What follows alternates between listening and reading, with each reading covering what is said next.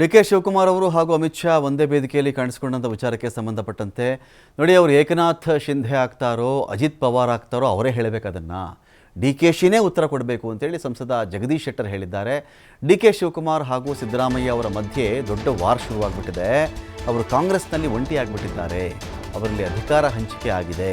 ಅದನ್ನು ಡಿ.ಕೆ.ಶಿಗೆ ನೇರವಾಗಿ ಹೇಳೋಕ್ಕಾಗ್ತಾ ಇಲ್ಲ. ಇದರಿಂದ ಇವತ್ತು ಇಲ್ಲ ನಾಳೆ ಈ ಸರ್ಕಾರ ಬಿದ್ದು ಹೋಗುತ್ತೆ, ಪತನವಾಗುತ್ತೆ ಅಂತ ಬೆಳಗಾವಿಯಲ್ಲಿ ಬಾಂಬ್ ಸಿಡಿಸಿದ್ದಾರೆ ಸಂಸದ ಜಗದೀಶ್ ಶೆಟ್ಟರ್.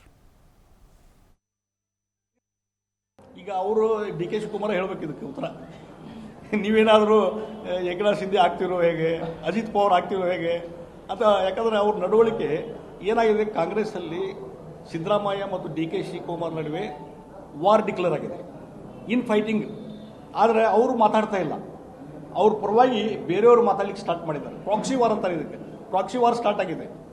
ಈಗ ಸಿದ್ದರಾಮಯ್ಯವರು ಅವ್ರ ಪರವಾಗಿ ರಾಜಣ್ಣ, ಎಂ ಬಿ ಪಾಟೀಲ್ರು, ಹಿಂಗೆ ಒಂದು 3-4 ಜನ ಅವ್ರು ಬಿಟ್ಟಿದ್ದಾರೆ. ಅವ್ರು ಮಾತಾಡ್ತಾರೆ, ಅವ್ರು ಅಟ್ಯಾಕ್ ಮಾಡಾಕತ್ತಾರೆ ಡಿ.ಕೆ. ಶಿವಕುಮಾರ್. ಪಾಪ ಡಿ.ಕೆ. ಶಿವಕುಮಾರ್ ಏನು ಮಾಡಬೇಕು? ಅವರು ಕಡೆಗೆ ಆ ಹಿಂದೂ ಸಮಾಜ ಕಾರ್ಯಕ್ರಮ ಬರೋದು ಎಲ್ಲ ಅವ್ರು ಸ್ಟಾರ್ಟ್ ಮಾಡಿದ್ದಾರೆ. ಆದರೆ ಪ್ರಾಕ್ಸಿ ವಾರ್ ಇದೆ.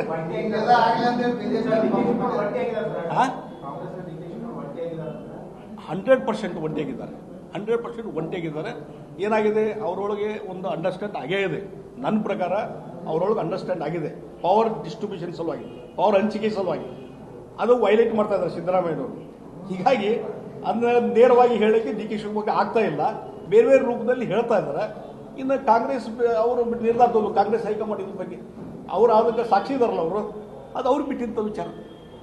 ಆಗಿಲ್ಲ ಅಂದರೆ ಸ್ಫೋಟ ಆಗ್ತದೆ. ಇವತ್ತಿನ ನಾನು ಹಿಂದೂ ಹೇಳ್ಕೊತಿದ್ದೀನಿ, ಇವರ ಇನ್ ಫೈಟಿಂಗ್ನಿಂದ, ಈ ಪ್ರಾಕ್ಸಿ ವಾರ್ನಿಂದ ಇವತ್ತಿನ ನಾಳೆ ರಾಜ್ಯ ಸರ್ಕಾರ ಕೊಲ್ಯಾಪ್ಸ್ ಆಗ್ತದೆ. ಈಗ ಅವರು